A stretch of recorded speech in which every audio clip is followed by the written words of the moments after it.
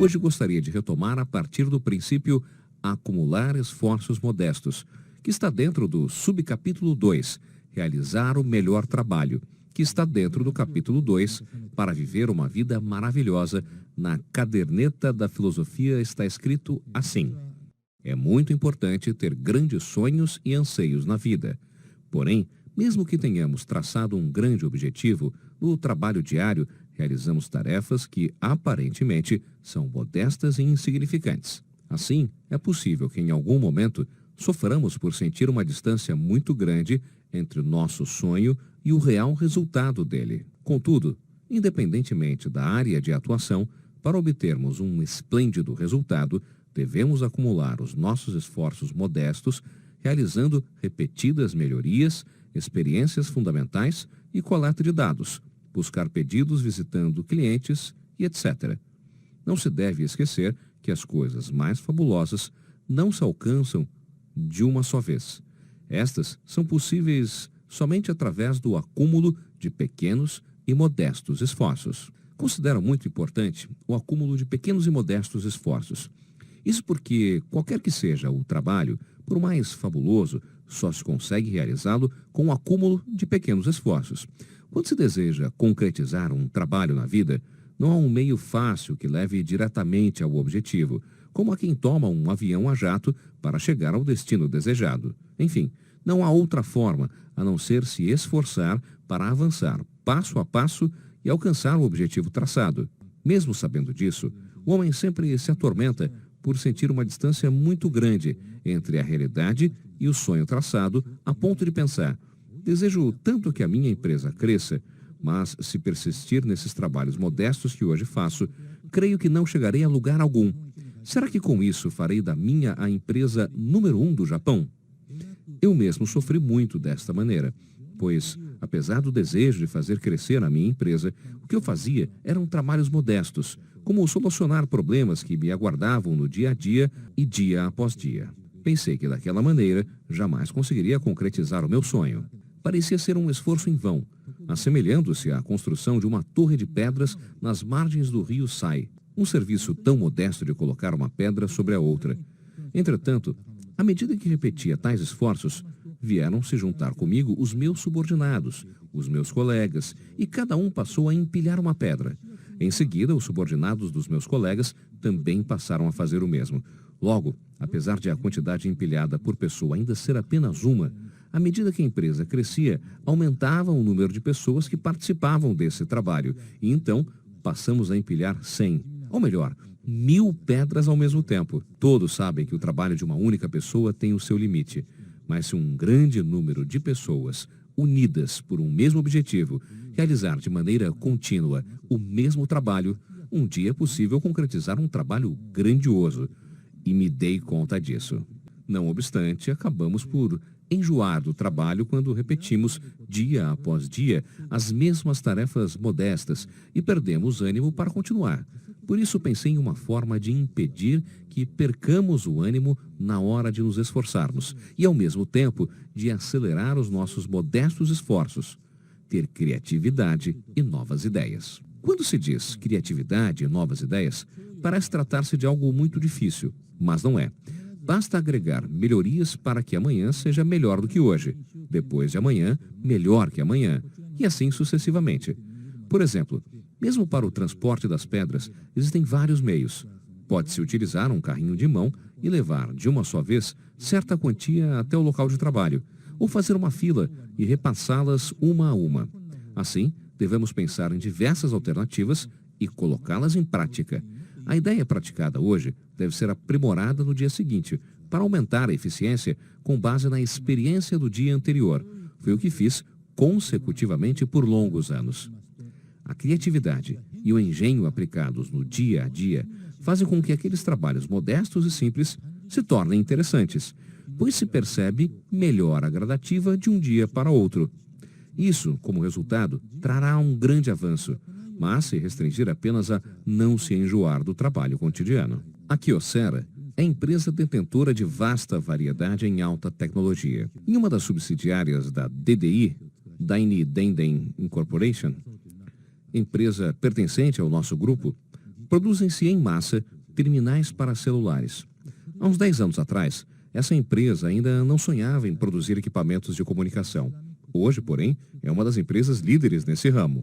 Tais tecnologias não são as mesmas já existentes na Kyocera, da mesma forma que desde a sua fundação não possuímos alta tecnologia para a produção de cerâmica. Além disso, o fato de consolidarmos tecnologias as mais variadas, que abrangem desde a área de bateria solar até pedras preciosas recristalizadas, também não se deu porque havia conhecimento específico sobre essas áreas ou engenheiros talentosos. É resultado de nossos esforços para acumular melhorias dia após dia, gradativamente, durante os 40 anos de fundação da nossa empresa. Ou seja, o somatório dos esforços de todos os funcionários em busca da melhoria, mesmo que minúscula, construiu o alicerce das mais diversas tecnologias conquistadas pela Kyocera atual. Supomos que os senhores pensem em desenvolver outra atividade, por não vislumbrarem futuro no empreendimento que iniciaram ou que herdaram dos seus pais. Porém, chegam à conclusão de que não passa de um sonho impossível de se realizar, porque não há tecnologia nem recursos humanos para se dedicar ao novo empreendimento. Não é o que acontece normalmente. Na época da instituição da Kyocera, eu também tinha a mesma preocupação. Uma empresa venturosa, recém-instituída, mas que, embora o sonho fosse gigantesco, não passava de uma microempresa, o que dificultava a contratação de recursos humanos, pois os recém-formados nas melhores universidades procuravam empresas de primeira linha e sequer se interessavam pelo nosso convite caloroso de querer aproveitar ao máximo os seus conhecimentos em nosso empreendimento. Isso me fazia pensar que o que eu almejava era algo inalcançável e que jamais daria certo. Da mesma forma, acredito que não são poucos os que desistem do sonho de iniciar algo novo por não vislumbrar futuro na atividade que exerce no momento por falta de capital ou recursos humanos, ou a necessária tecnologia. Mas não é bem assim. Suponhamos uma pequena empresa de confecção com cerca de 30 costureiras, que confeccione conforme o pedido do cliente, o qual oferece todo o material necessário, molde, tecidos, etc., bastando cortar e costurar. Possui cerca de 30 máquinas de costura industriais e cobra por peça costurada, e o pagamento às costureiras também é feito por peça trabalhada. Mesmo numa empresa como esta, é preciso buscar melhorias no processo de trabalho, como, por exemplo, mudar a forma de fazer a casa do botão, que antes se fazia com máquina de costura. Quando se inicia algo novo, sempre há um momento em que se chega a um beco sem saída. Mas é nessas horas que mais raciocinamos em busca de uma solução. Ao não descobrir uma resposta viável, procuramos os veteranos ou pessoas do mesmo ramo e perguntamos se há algum método melhor. Fazemos a mesma pergunta quando nos encontramos com os amigos e, ao sabermos de alguém possuidor de conhecimento mais específico sobre o assunto de determinada faculdade, saímos à sua procura. Enquanto perguntamos a diversas pessoas, acontece de encontrarmos alguém que nos informe e, por exemplo, há uma indústria de outro ramo, mas faz trabalho semelhante. Quando a procuramos, descobrimos que faz o mesmo tipo de trabalho por um método que nunca havíamos imaginado, apesar de ser de um ramo de negócio totalmente diferente. Descobrindo esse método maravilhoso, introduzimos em nossa empresa e assim realizamos a melhoria. Se fizermos seguidas melhorias como estas, testando diversas formas de costura, a empresa, que até então seria apenas uma confecção que ganharia por peça costurada, recebendo de seu cliente todo o material necessário, desde o molde até os aviamentos, poderá se tornar uma empresa especializada em diversas técnicas de costura. Assim, podemos introduzir máquinas de costuras mais potentes, que podem costurar até mesmo casacos de couro, sem se limitar a trabalhar somente com tecidos normais, como fazíamos até então. Suponhamos que nessa hora chega a notícia de que a Força Terrestre de Autodefesa necessita de roupas confeccionadas com tecidos resistentes. Pode se candidatar, dando uma amostra das técnicas que possui, e assim conquistar o pedido. Certamente, para um trabalho como esse, haverá algumas técnicas novas e específicas que serão repassadas, as quais poderão ser absorvidas e incorporadas pela nossa empresa. Desta maneira, adquirimos novas técnicas, uma após outra. Em outras palavras, As técnicas avançam através das informações adquiridas por outras pessoas e não pelos conhecimentos obtidos em uma sala de aula da universidade. Por isso, mesmo administradores que não cursaram uma universidade, ou até mesmo aqueles que mal completaram o colégio, poderão assim adquirir sabedoria. A Kyocera, por exemplo, progrediu desta maneira.